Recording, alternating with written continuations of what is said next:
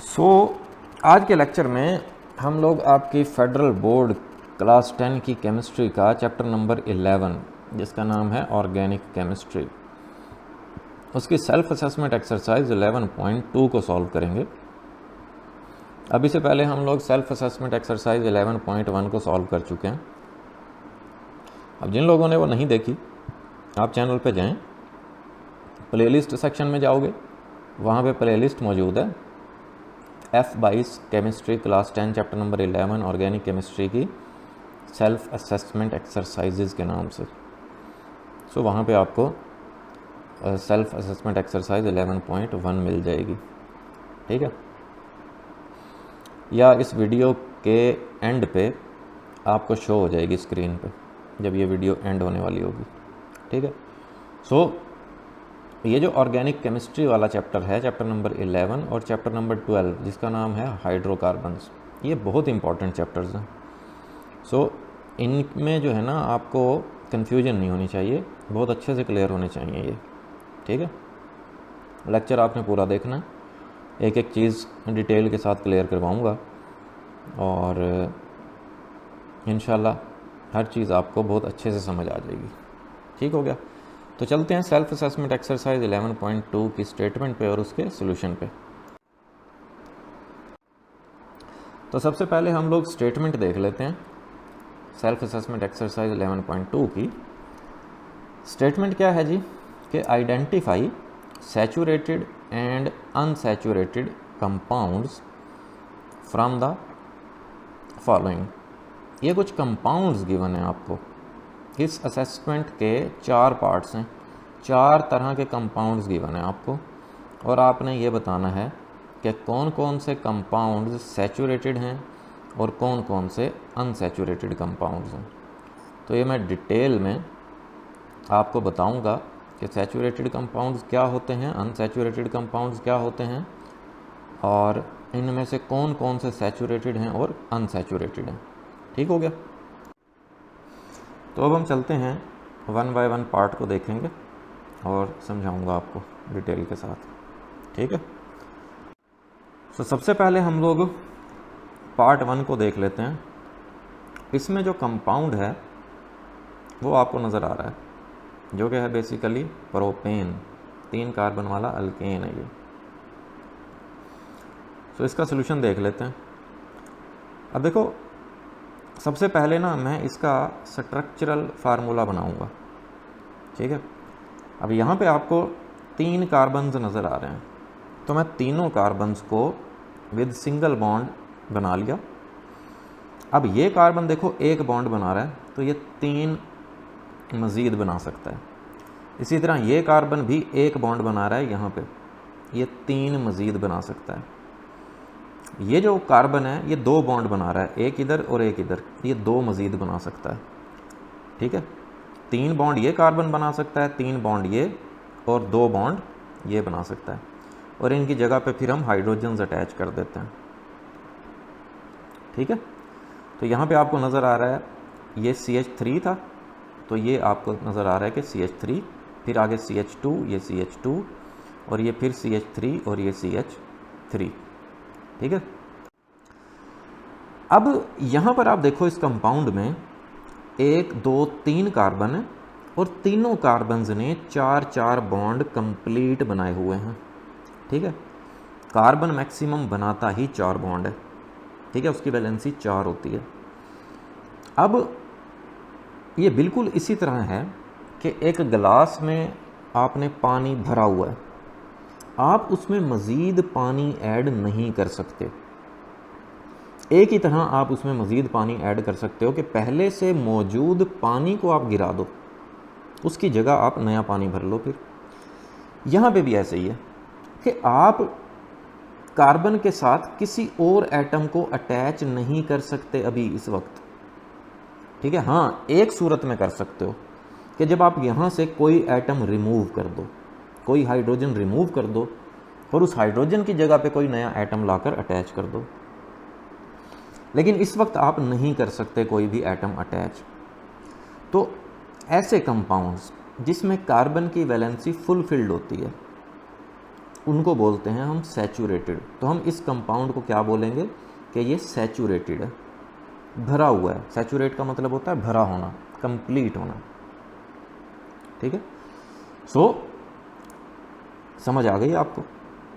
जैसे मैंने आपको बताया कि एक तरह से आप यहाँ पे कोई भी एटम आप ऐड कर सकते हो, कब? जब आप पहले से मौजूद कोई एटम निकाल दो। जैसे ये वाला हाइड्रोजन देखो, अगर मैं ये वाला हाइड्रोजन रिमूव कर दूं तो यहाँ पे आप कोई भी एक्स एटम जो है वो आप अटैच करवा सकते हो, ठीक हो गया।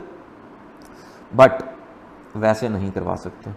सो इस वजह से हम इसको कह देंगे कि ये जो प्रोपेन है ये बेसिकली सैचुरेटेड कंपाउंड है, ठीक हो गया, समझ आ गई होगी।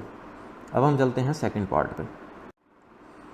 सेकंड पार्ट में आप देख रहे हो CH3 carbon triple bond and then carbon, ठीक है।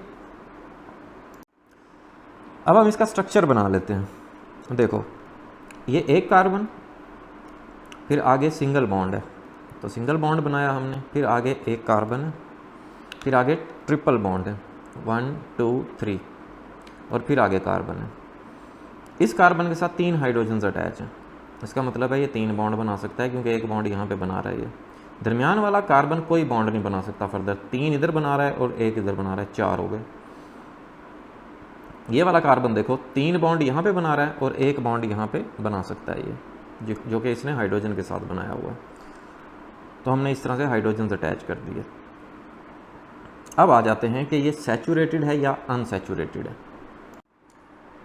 जैसे मैंने आपको बताया कि सैचुरेटेड कंपाउंड्स या सैचुरेटेड हाइड्रोकार्बन्स ऐसे कंपाउंड्स होते हैं जिनमें कार्बन्स की वैलेंसी फुलफिल्ड होती है। अब यहाँ पे भी आपको नज़र तो आ रहा है कि हर कार्बन 4 बॉन्ड बना रहा है, ठीक है। लेकिन साथ ही मैंने ये बताया कि सैचुरेटेड कंपाउंड में पहले से मौजूद एटम को निकाले बगैर आप कोई दूसरा एटम ऐड नहीं कर सकते। बट अनसैचुरेटेड कंपाउंड्स में ऐसा नहीं होता। कैसे? अब यहाँ पे देखो कार्बन और कार्बन के दरमियान है ट्रिपल बॉन्ड। यहाँ से अगर मैं एक बॉन्ड ब्रेक कर देता हूँ, तोड़ दिया मैंने, 2 बॉन्ड रह गए, तो ये बॉन्ड इस कार्बन का भी टूटा और इस कार्बन का भी टूटा। तो इसका मतलब है ये दोनों कार्बन एक एक बॉन्ड बना सकते हैं इस तरह से। तो यहाँ पे आप कोई भी XY एटम्स आप अटैच कर सकते हो। अब देखो पहले से मौजूद हमने कोई एटम नहीं निकाला, ठीक है। उसी तरह से 1 2 3 4 हाइड्रोजन्स मौजूद हैं, लेकिन हमने सिर्फ एक बॉन्ड ब्रेक किया और हम नए एटम्स ऐड कर सकते हैं। तो ऐसे कंपाउंड्स को हम अनसैचुरेटेड कंपाउंड्स बोलते हैं, ठीक है। तो यहाँ पे ये जो कंपाउंड था तो ये क्या हुआ? अनसैचुरेटेड। अब मैं आपको शॉर्टकट बताता हूँ। अगर आपको किसी कंपाउंड में डबल या ट्रिपल बॉन्ड नज़र आ रहे हों तो वो अनसैचुरेटेड होते हैं, और अगर कार्बन कार्बन के दरमियान सिंगल बॉन्ड नज़र आ रहे हों तो वो सैचुरेटेड होते हैं, ठीक हो गया। तो ये चीज़ क्लियर हो गई होगी अब आपको। अब चलते हैं नेक्स्ट पार्ट की तरफ।